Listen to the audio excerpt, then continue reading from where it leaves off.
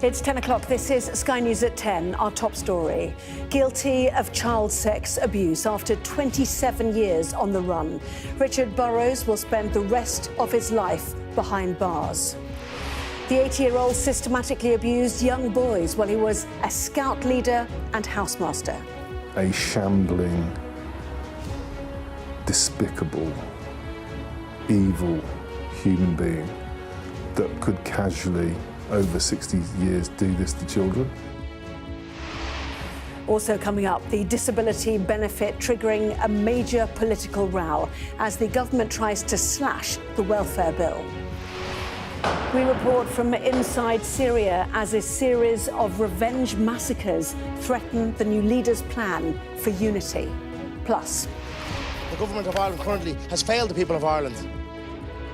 A public spat between the Irish government and mixed martial arts fighter Conor McGregor after his invitation to the White House. And we'll take a first look at tomorrow's front pages. That's in our press preview from 10:30 right through to midnight.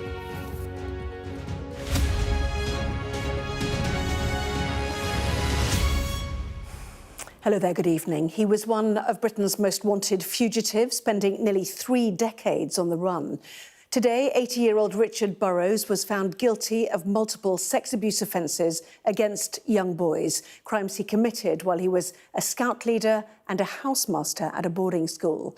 He was found using new facial recognition technology after living openly in Thailand, a place he described as paradise.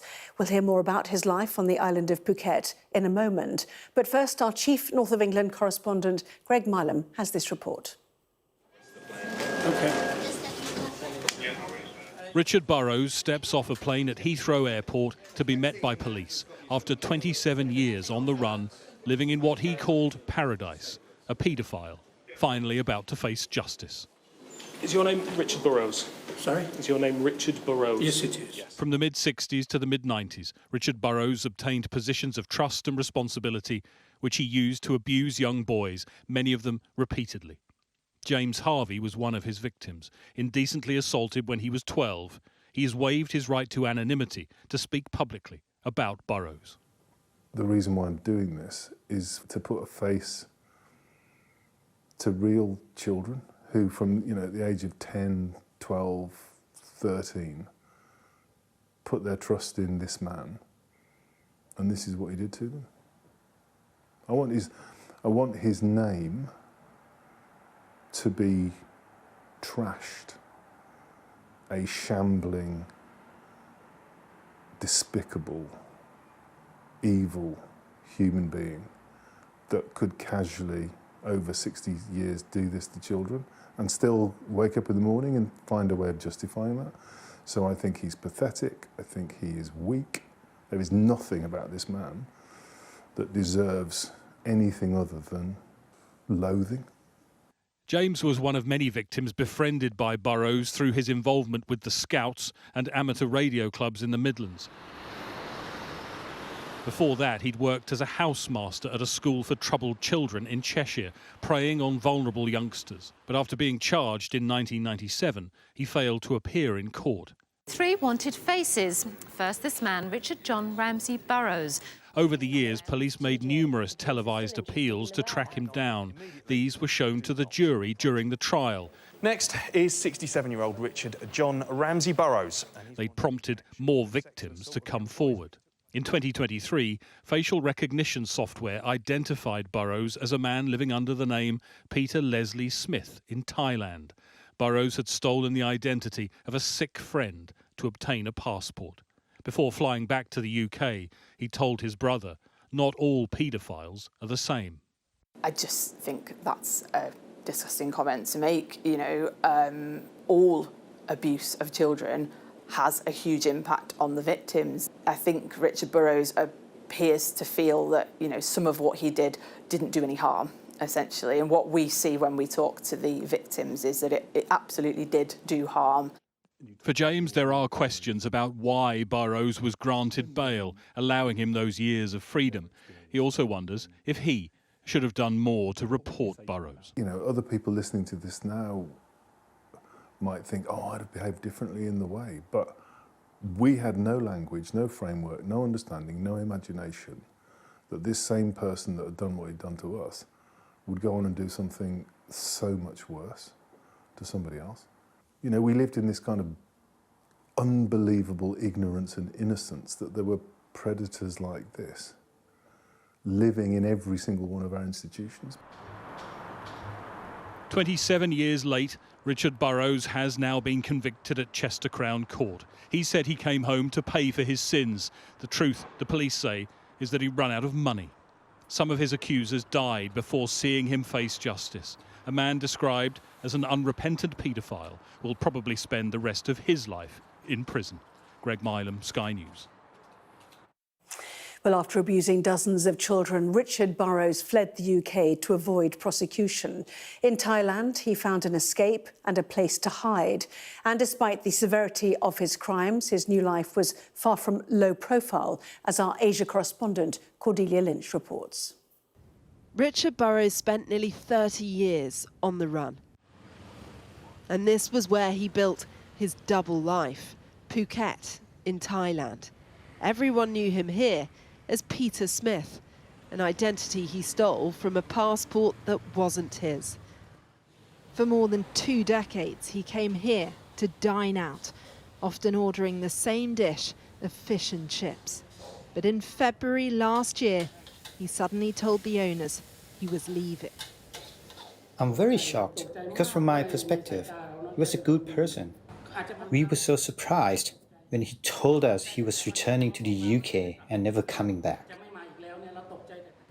The man they thought they knew didn't explain why he was going. They, completely unaware, he was a paedophile and one of Britain's most wanted men. I'm shocked. I'm so surprised. I'd never have imagined something like this could happen. It's easy to see how they were duped. Richard Burrows wasn't living life under the radar. Far from it. He was involved in the sailing community and worked in local media, regularly attending public events. His friends said he worked with children too, at local schools. It is pretty staggering that he went undetected here for a quarter of a century. And yet he didn't behave, it seems, like a man in hiding. He was well known in the community and many say well liked, but recently close friends say he had started to open up about his past. This was where Richard Burrows lived, a container. When he left, he'd run out of money, friends say, and wanted to reunite with his family in England. I know him 25 years now, and only about maybe three to 4 years ago he started sort of revealing a few things that he's actually not who his passport says he is. Obviously it was visible that he likes the younger generation, but that it would go to minors I would have never thought. But he was living a lie and robbing his victims of justice for decades, enjoying a secret life in the sun as those he abused were left to deal with the impact of his horrific crimes. Cordelia Lynch, Sky News, Phuket, Thailand. Well, Greg Milam's at Chester Crown Court for us tonight. And Greg, nearly 3 decades, numerous public appeals. What have you been hearing then from survivors about just how long it has taken to bring Richard Burrows to justice? Well, there's certainly some frustration from James Harvey, who you heard in my report, one of his victims, about that decision to give him bail back in the 1990s that meant he was free to fail to turn up for that hearing here in December of that year. James Harvey said that people like Richard Burrows are like water. They'll always find a crack in the system to escape. The police say for their part it wasn't an unreasonable decision to give him bail back in 1997. It did also mean that more victims came forward, and we heard very emotional testimony during the trial from some of those victims. One of them talking about the fact he tried to take his own life in his 20s and only then was able to talk about what had happened. Another saying, I lost my childhood because of what Richard Burrows had done. The judge talked about the untold distress and trauma to those victims and their families, and said he'd seen not an ounce of understanding from Richard Burrows about the devastation to those young boys and the lives they led as a result of what happened. And remember, some of those victims were as young as 9 years old. He will be sentenced next month. It's unlikely he will ever be free again. The police have also said it is likely there are other victims who have not come forward yet, other lives damaged by Richard Burrows. Greg, outside the court. Thank you. Downing Street insisted today that it is the government's moral duty to fix the welfare system. But ahead of heavily trailed benefits reforms to be announced tomorrow, there is serious concern from Labour MPs and from charities that the proposed measures could push claimants further into poverty. Well, total welfare spending hit £296 billion in the 2023-24 financial year and could reach £378 billion by the end of the decade. The government is aiming to shave at least £5 billion from the Personal Independence Payment, or PIP, which is claimed by people with long-term health conditions or disabilities. As of October, there were 3.6 million recipients. 37% of them received the highest rate, £108.55 per week. Many of them are unable to access employment. Here's our political correspondent, Liz Bates. Cuts to welfare spending are coming, and those who rely on it are worried. At this charity-run group session in York, many received government support, including Robert, who chose to remain anonymous. He struggles with mental health and learning difficulties and says that whilst claiming benefits was necessary, he found the process tough.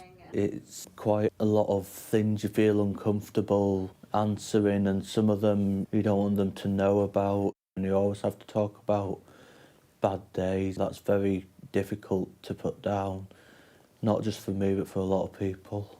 He uses part of his Personal Independence Payment to access support services and fears cuts would leave him unable to pay. I'd be more isolated, I'd bottle things up more, and to be honest, to put it simply, I would probably spend most of my time not coming out of my room, feeling very scared.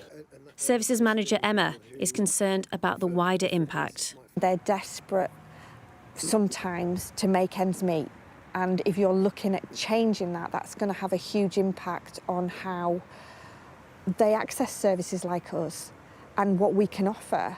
We'll do our level best to make sure that nobody is left at home isolated and lonely, but we have to cover costs. The Chancellor, Rachel Reeves, needs to find savings somewhere, though, to meet her fiscal rules.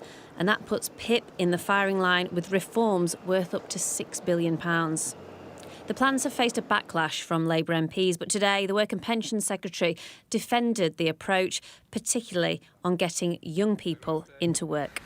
I really share my honourable friend's concern about the number of young people not in work due to mental health conditions. That has increased by over 25% in the last year alone, and now stands at 270,000 young people who are economically inactive due to poor mental health. We were expecting this announcement last week, but the level of opposition took the government by surprise and forced them into a rethink. And even at this late stage, it seems they're still figuring out how to respond, whether to back down or press ahead or find some sort of compromise. And if they get it wrong, the political consequences could be big, with many Labour MPs suggesting they simply cannot support cuts that would harm the most vulnerable. Despite the strength of feeling in some parts of Westminster, though, polling suggests the public do want to see significant reforms. We did find that there was a perception of abuse of the system, and that's why repeatedly we heard this call for reform, this call for the system to no longer be one size fits all, and to offer tailored support for those who would like to work and generosity for those who can't. Number 10 has spent days reaching out to MPs to win their support and calm nerves ahead of what could be a divisive and difficult announcement, with the details being worked out right down to the wire. Liz Bates, Sky News, Westminster. To Syria now, where 3 months of relative peace were shattered by massacres and violence, which threatened the unity project pursued by Syria's new rulers. Well, it began in response to a fledgling insurgency by fighters loyal to the ousted president. Armed groups were then called on to crush it. More than 1,400 people were killed in coastal cities, including Latakia, Tartus, Hama and Homs. Well, many of the dead were civilians from the Alawite community, the religious minority that the Assad family belonged to. Our chief correspondent, Stuart Ramsey, heard the first accounts of what happened and sent this report. This was an explosion of violence. Supporters of the former dictator Bashar al-Assad attacking government security forces, civilians, checkpoints, cities and towns. All targets of a coordinated attack. There were running battles in the cities of Jabla and Latakia as Assad loyalists threatened to overthrow the new government in the country's Mediterranean coastal region. It started on Thursday, March the 6th. Hundreds of soldiers and Sunni Muslim civilians were killed. By Friday, answering a call for reinforcements, thousands of militia, some loosely affiliated to the government, began arriving to put down the uprising. Heavily armed vehicles and men gathering on the main coastal highway. Through Friday and into Saturday, Alawites, a minority group which the Assad family is part of, were targeted. Their villages were destroyed and are now battered and virtually deserted. As many as 10,000 Alawites are now camping in a Russian airbase, seeking shelter, watched on by Russian soldiers who remain inside the base. As we arrived, we were surrounded. All these people described being burnt out of their homes and family members murdered in cold blood in revenge. The people died. Mainly men, but women and children as well. They trust nobody now and want international help. They attacked us just like that, slaughtered us, our friends, our neighbours, our children, our relatives, our in-laws. All of them were slaughtered. They stormed the houses shooting. Some of the thousands are in tents or under makeshift cover. Others are sleeping rough or in their cars. We were told that whole families had been killed, with some buried in mass graves. Not far away, in the village of Al-Sanabar, we found one. 2 trenches were dug under cover of darkness by the villagers, and 80 people were buried here. The sticks in the earth signify a body buried beneath. We are told a family of 17 are in one of the graves. Convoys of government security forces are now patrolling all the areas where the killings took place. They're trying to encourage the Alawites to return to their villages, saying it is now safe. But the head of security for the whole region admits what happened was unacceptable and terrifying and mustn't happen again. The Ministry of Defense, Public Security Department and police units were there to protect the people. Many individuals from the countryside surrounding the coast came seeking revenge. In the village of Al-Sanabar, the Alawite community is still digging graves for murdered friends and relatives. They're still looking for bodies. The men who are digging these graves say they're far too scared to be filmed. They say if they are, there will be retribution against them. They say that this is the first time they've been able to bury the dead in the daylight. It's been too dangerous before now. Previously, all the graves, and there are 3 others around here, have been dug at night. They tell us so far they've buried 223 people. Some of the bodies were found in houses in the village, some were just out on the streets. All had been murdered. They say they think there are more bodies in fields around the village. 2 communities are stricken with grief in this part of Syria, Sunni and Alawite alike. What happened here poses a real problem for the government trying to unite Syria. A Thursday, Friday and a Saturday that opened wounds that could take generations to heal. Stuart Ramsey, Sky News, Latakia.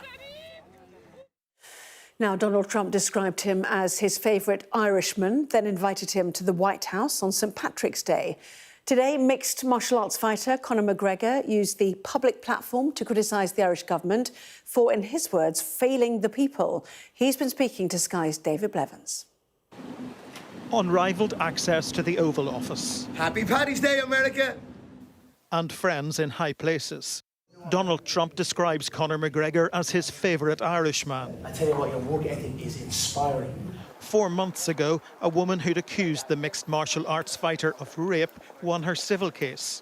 But that didn't stop the White House rolling out the red carpet. Conor, what did you say to the president? What did you say? He had a great meeting with him. He's a great man. I told him his work rate is outstanding, and I wish him all the best. Conor, the Taoiseach says you don't speak for the people of Ireland. Your response to that? I am an employer of over 200 people, almost 300 people in the country of Ireland. He's an employer of none. Every available metric available to us has shown that the government of Ireland currently has failed the people of Ireland. In 10 years, Dublin city centre has gone from one of the most safest cities in Europe to one of the most dangerous. So shame on him for saying that, speaking down on an Irishman. I won't speak about him personally. Throw a jab, I could throw many jabs at them. I could throw jabs handily at them. However, I speak on the metrics, and the metrics show they've failed the people of Ireland. They do not represent the people of Ireland. Conor, and I'm what here. do you say to people who feel it's inappropriate for you to be here, given... God bless Ireland, God bless America. Conor McGregor made a surprise appearance in the press briefing room. We couldn't think of a better guest to have with us on St. Patrick's Day. His criticism of the Irish government coming just 5 days after the Irish Prime Minister met President Trump. In a statement, Taoiseach Micheál Martin said St. Patrick's Day was about community, humanity and friendship, and that Conor McGregor, who's been celebrated here at the Oval Office, represented none of those things. But he keeps rising to new heights in the United States, despite his fall from grace in Ireland. David Blevins, Sky News in Washington. The White House has been accused of ignoring a judge's orders and deporting hundreds of Venezuelan migrants described as alleged gang members.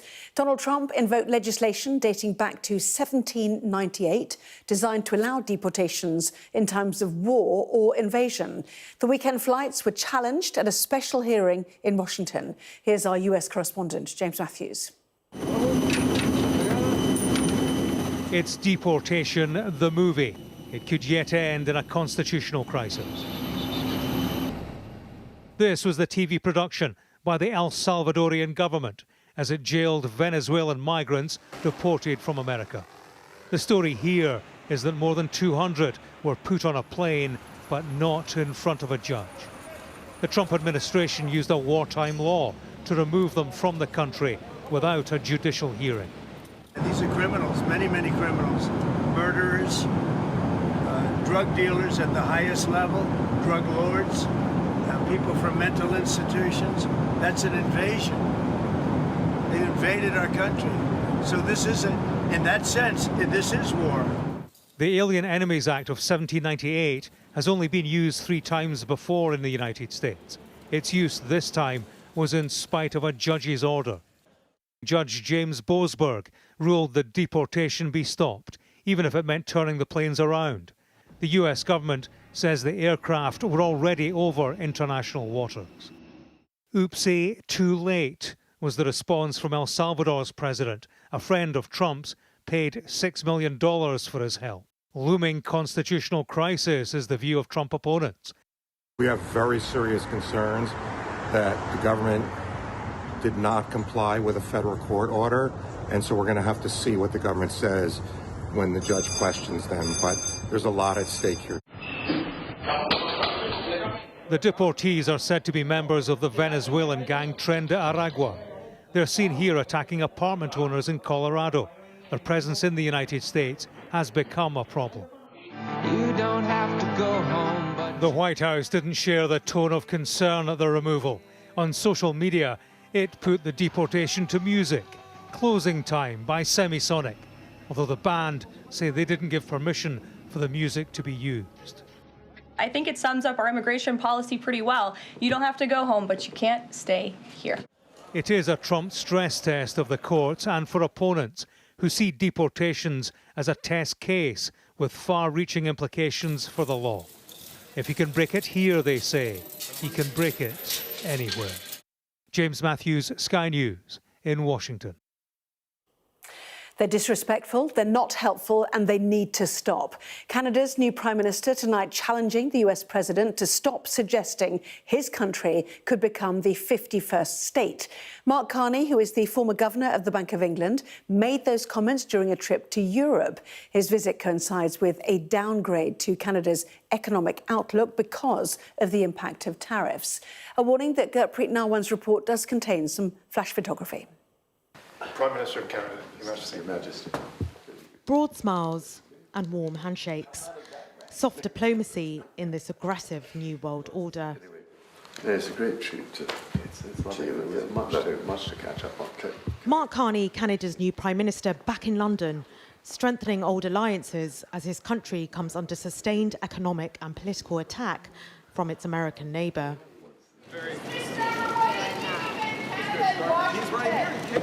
He was looking for firm support from his British counterpart.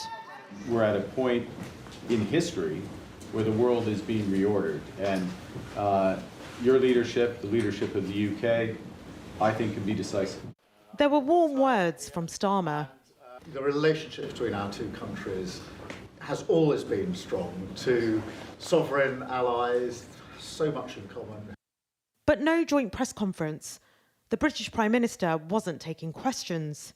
He has our own relationship with the US to think about.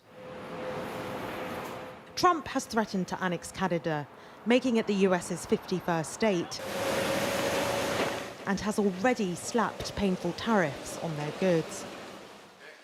Carney talking tough. Look, we can stand up for ourselves.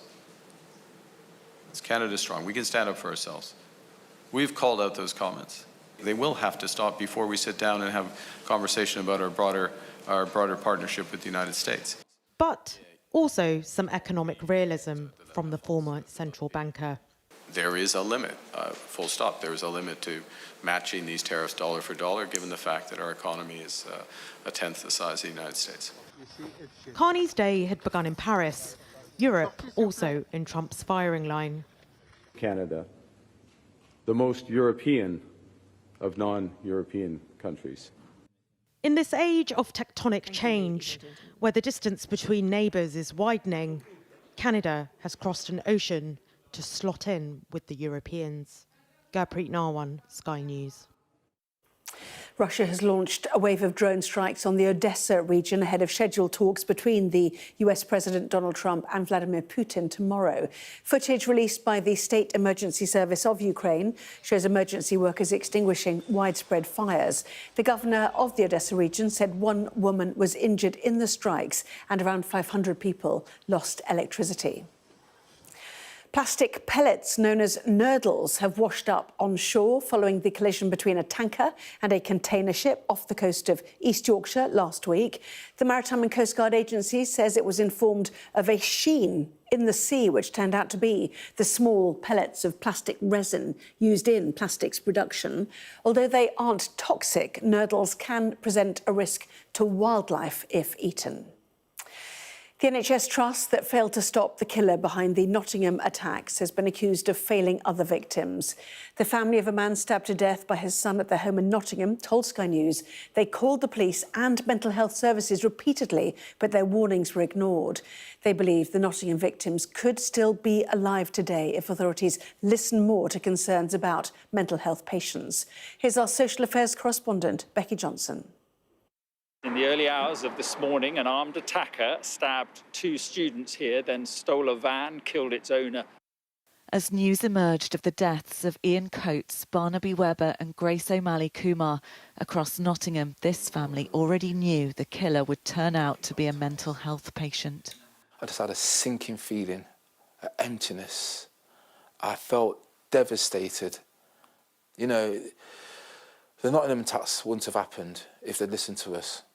Less than a year before paranoid schizophrenic Valdo Calacane carried out the attack, Delvin's brother, Brenton, was stabbed to death by his own son. Rudy Marriott had grown increasingly violent as his mental health declined. His family had repeatedly called the police and tried to get help from the NHS, but say their warnings were ignored. Brent, in my eyes, is a hero because that could have been anybody that Rudy attacked. He could have gone out and gone on a frenzied attack. And we just feel like we've just been failed by the NHS, by the police, by the mental health service. I knew he was dangerous. I was living with him. Rudy's mother says they questioned why her son wasn't being sectioned. How do you feel about the fact that he wasn't given any help for his mental health? I'm devastated because I've lost two of them. I've lost his dad. He was my best friend for 35 years. My best friend.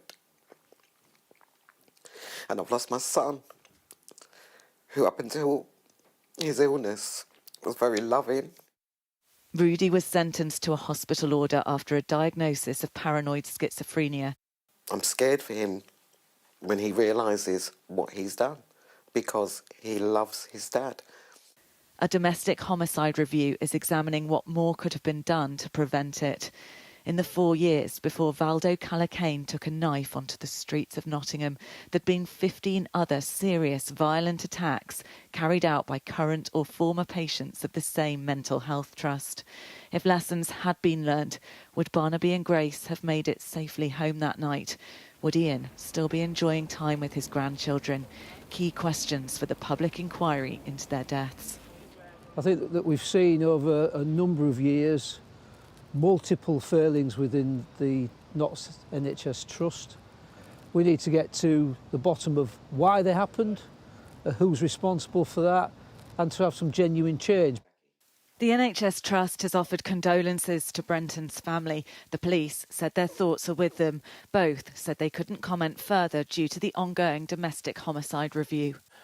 This is just a ticking time bomb, waiting for another disaster. It's an epidemic in our society, and as a result of the broken system, the public are at risk.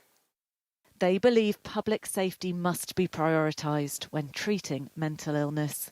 Becky Johnson, Sky News, Nottingham. Now, the Princess of Wales celebrated St Patrick's Day at a barracks in central London today. Princess Kate, wearing bottle green, of course, and sporting a corsage, how do you pronounce it, of shamrocks, greeted officers of the Irish Guards and their wolfhound. She also brought a round of drinks for troops at Wellington Barracks and helped herself to a bit of Guinness. 3 cheers for the colonel in the regiment. Hip hip! Hooray! Hip hip! Hooray! Hip hip! Hooray! Now get into you, boys.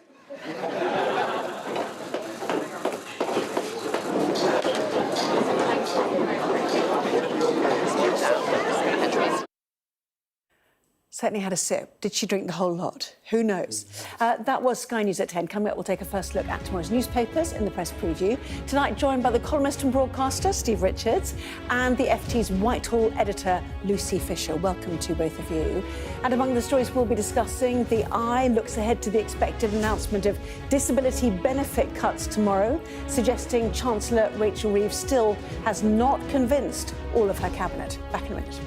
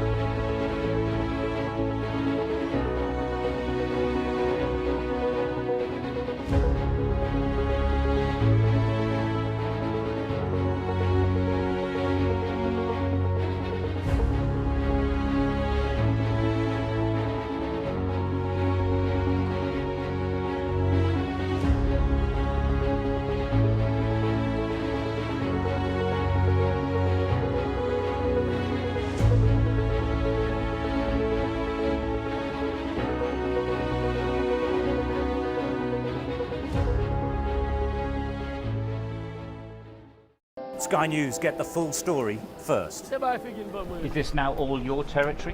Yeah. The battlefield is outside the barricades.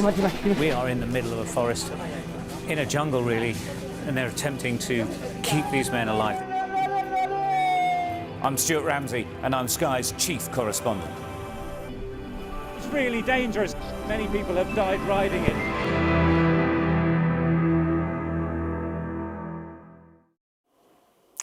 Well, this is Sky News. In just a moment, the press preview, a first look at what is on the front pages as they arrive. In the meantime, we've just heard more from the US President Donald Trump posting on Truth Social about his phone call tomorrow. Here's what he has said then. Tomorrow morning, I'll be speaking to President Putin concerning the war in Ukraine. Many elements of a final agreement have been agreed to, but much remains.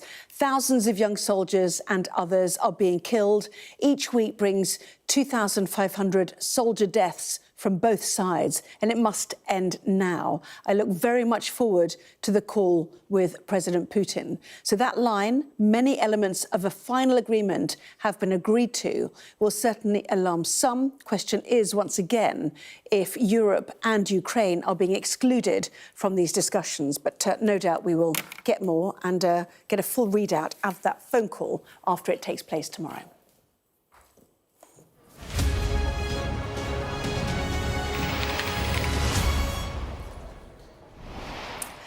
Well, hello there, watching the press preview. A first look at what is on the front pages. Time then to see what's making the headlines with the columnist and broadcaster Steve Richards and the FT's Whitehall editor Lucy Fisher. Welcome and great to see both of you. Thank you. So as ever, let's take a look at the front pages, shall we? Starting with the Eye, which looks ahead to the expected announcement of disability benefit cuts tomorrow, suggesting the Chancellor, Rachel Reeves, still has not convinced some Cabinet colleagues that the changes should go ahead. Checks on sick benefit claimants to increase. That is the headline for The Times, with more details of what to expect. It's D-Day for benefit cuts as Starmer faces a growing tide of opposition. That's in The Guardian. On a similar note, The Express says a 40 billion tax raid disaster is killing growth.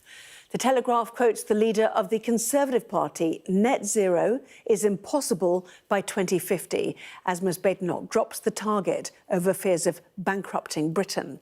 Daily Mail also, with that story, their headline, Kemi, net zero by 2050, impossible. According to the Metro, the state of Britain's roads is so bad that it would take 12 years and £17 billion to fix them properly. The FT reports that the Financial Conduct Authority has fined the investment banker Chris Benodi £1.8 million and banned him from holding any roles in the sector over claims of sexual misconduct, which he denies. The Sun has an exclusive and reports on the love life of former One Direction star Louis Tomlinson, as it's rumoured he's dating Strictly's Zara McDermott. And The Star isn't happy about the computer-generated dwarves in the new Snow White film. So Steve and Lucy are here. Plenty on net zero and Kemi Badenoch. Also plenty on what to expect come D-Day for benefit cuts. You take us through, starting with The Guardian then, Lucy. Well, it is D-Day tomorrow. We've had a week now of briefings about what's to be expected. We think it's cuts of up to around 6 billion, with 1 billion or so of that ploughed back into reform of the system. In essence, all-out war has broken out in the ranks of the Labour Party about these proposals to cut the welfare bill, including the way that these cuts will fall. The biggest reduction in spending will come on disability and incapacity benefits. And opposition to this goes right up to the Cabinet. We know there was a pretty stormy meeting last week. We've had lots of backbenchers be vocal that they think this goes against Labour's traditional values. And I think that the messaging has been very muddy. This has been really, the focus has been around on savings for the Treasury, rather than this being more a moral crusade to ensure that people don't end up on the scrap heap, as it were, but are helped into work to find the dignity, structure and purpose that can come with having a job. Well, today they said it was a moral duty, wasn't it, to sort out welfare spending, which is going up massively, as are those who are on sickness and disability benefits, massive rise we've seen since COVID.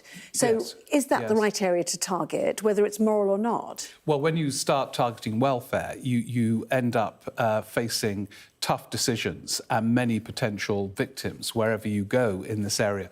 There's a very good quote on that Guardian front page where, because the question is this being Treasury driven? Or is this, as you were saying, is it a moral crusade that work is a good thing and we should get people into work? And there's this guy who was a former member of the elevated OBR, the Office of Budget Responsibilities, a committee, who is quoted as saying, we've got ourselves into a frankly ridiculous position where we're doing fiscal fine-tuning to control the OBR. So it's as if the OBR is this wild thing that has to be tamed by this weak, pathetic government. And that, to me, conjures up the issue. It was clearly started, in a way, by the Treasury, who wanted to find savings and were briefing about 6 billion cuts. Then it becomes a kind of like a sort of Beveridge-style welfare crusade.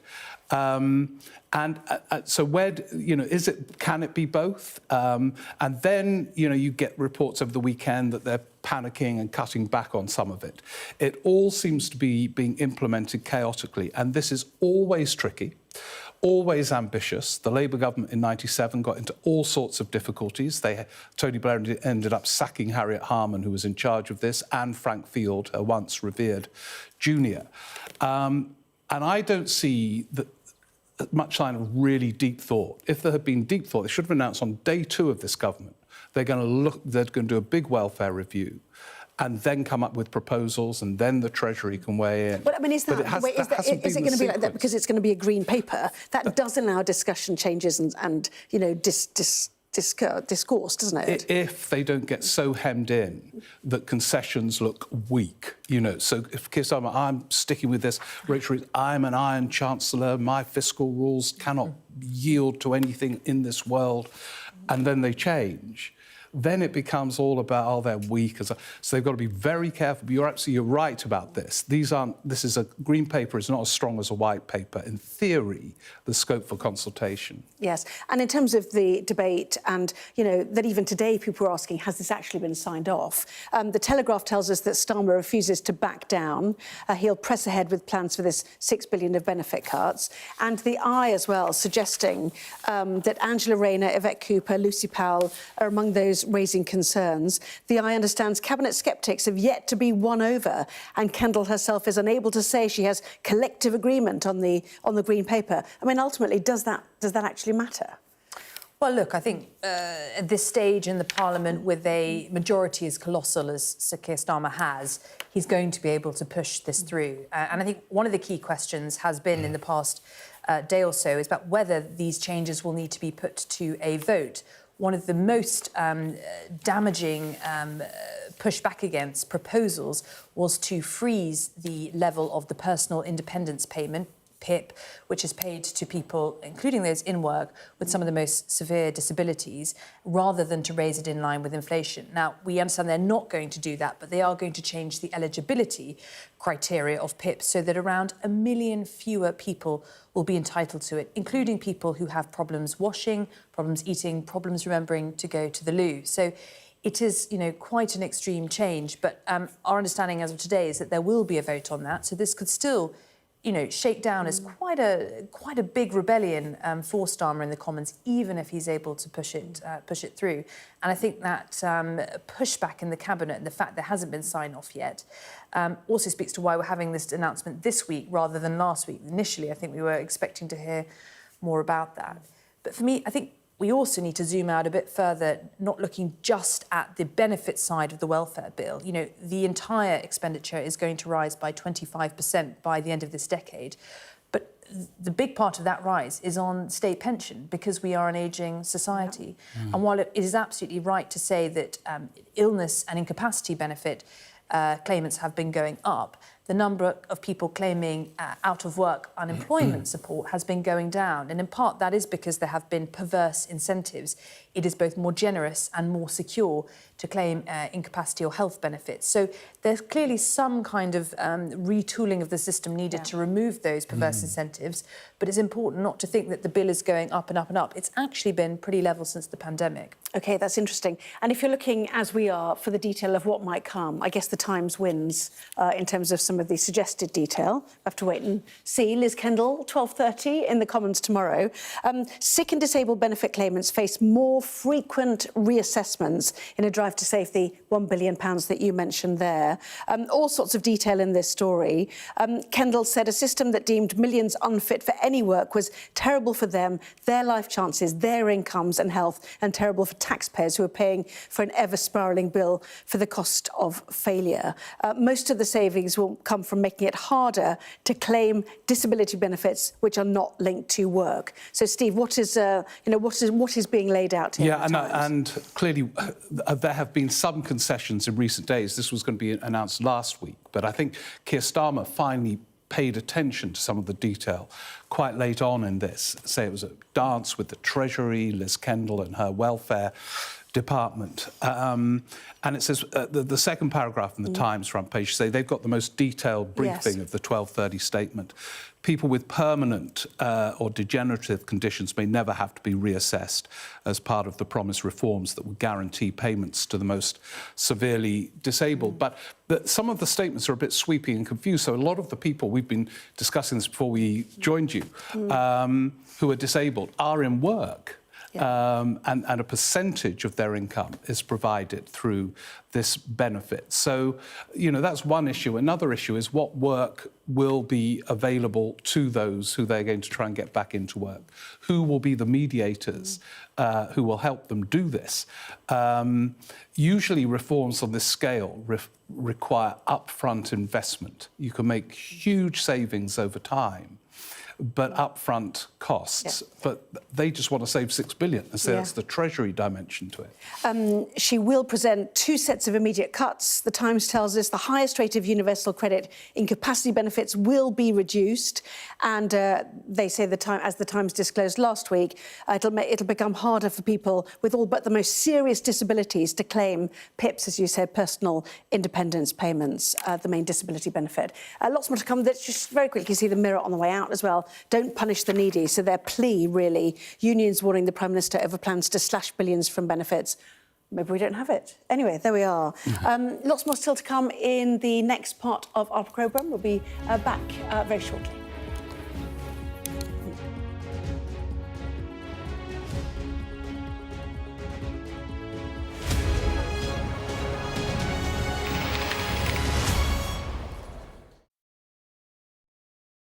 Here we go. 2, 1. Thank you, Sophie. The big announcement. The battle for number 10.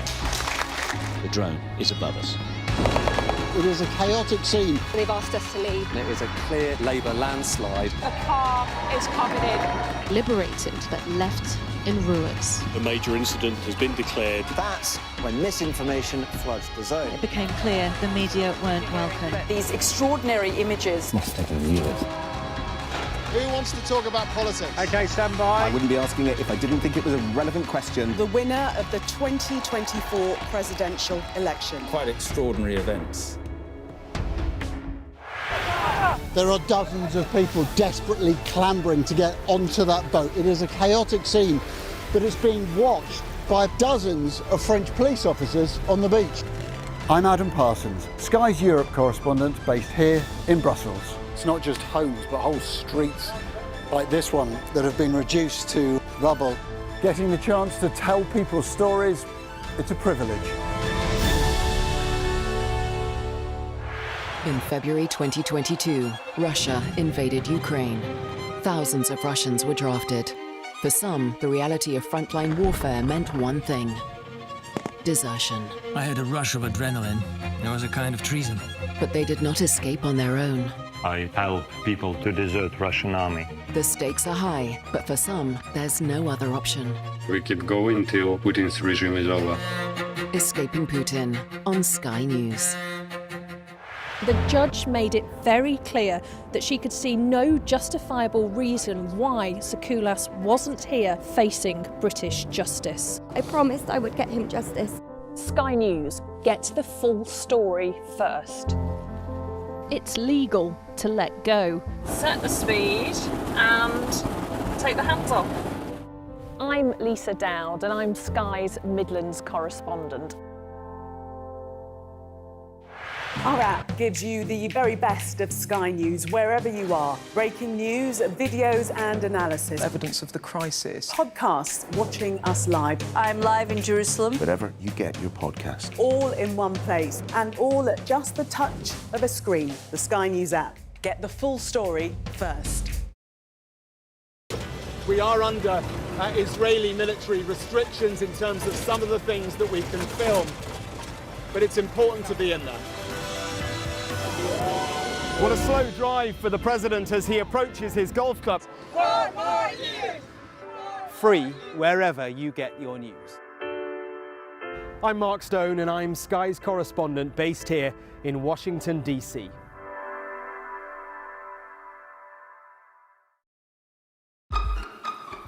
We've got your Sunday mornings covered. From the front page and the sounds of the streets to the voices of the people who make the major calls and big picture politics beyond Westminster. We'll put you at the heart of our story. I'm ready. Are you? Join me, Trevor Phillips, Sunday mornings on Sky News. Welcome back. You are watching the press preview. With me once again, Steve Richards and Lucy Fisher. Steve, should we go to the Daily Telegraph? Kemi Badenoch suggesting that net zero by 2050 is impossible. I'm just reading, actually, that Donald Trump has authorised his administration to immediately begin producing energy with what he has called clean coal, which is the great bogey fuel for those who are trying to fight climate change. Yeah. But anyway, what's Kemi Badenoch said? Well, in a way, the two are connected, aren't they? I mean, Trump is having a big impact on this debate on the right, and Badenoch is in some ways reflecting that sort of Trumpian celebration of, in inverted commas, clean coal. And but what is interesting, and what I think is forgotten sometimes, because you've got Farage saying the same thing, is that there's quite a big section of the Conservative Party who was in favour of ambitious net zero targets. It began in a way with Boris Johnson at that Glasgow COP26. COP26. Yeah. And so it's not as if it's just a whole Tory party dancing with Farage, dancing with Trump. There's quite a big section of the Tory party who want these ambitious climate change targets. She's opted to woo the other bit, which is definitely there, which wants to sort of do what she said, that 2050 is impossible. But, you know, if you look at the political spectrum in Britain as a whole, it's not like the United States where Trump is dominating everything. You've got the Lib Dems, the Greens, the Labour Party, the SNP, all still pretty ambitious. So that's she's getting a big spread. She's the splash in the Daily Mail. She'll be pleased with that. But that's not even representative of the entire Tory party. And very depressing for those who believe that the consequences of not following net zero will be very much more expensive than actually trying to adapt and plan for it and bring down our carbon levels. In the meantime, we know that Donald Trump is speaking to President Putin tomorrow. It's the second page of the Times, suggesting they're starting to think about dividing up the spoils of Ukraine. We just did that post on Truth Social. Many elements of a final agreement have been agreed to. Talking, you know, on Air Force One about they're going to discuss land and power plants. You know, have they already decided to rip up the parts of Ukraine that Russia holds, do you think? Well, very alarming news for Kyiv and for European allies tonight that this is being decided without their representatives in the room between these two power brokers who share a worldview, in a sense, about spheres of influence. And this will only, I think, expedite sort of this sense that we are entering a new age of imperialism, leaving the sort of Western paradigm where the nation-state was the primary unit, where respect for territorial integrity and sovereignty was the key thing. Sorry to rush you, run out of time. Lucy Fisher, Steve Richards, super to see you both. Thank you. See you for more in the 11. Right now, here's the weather.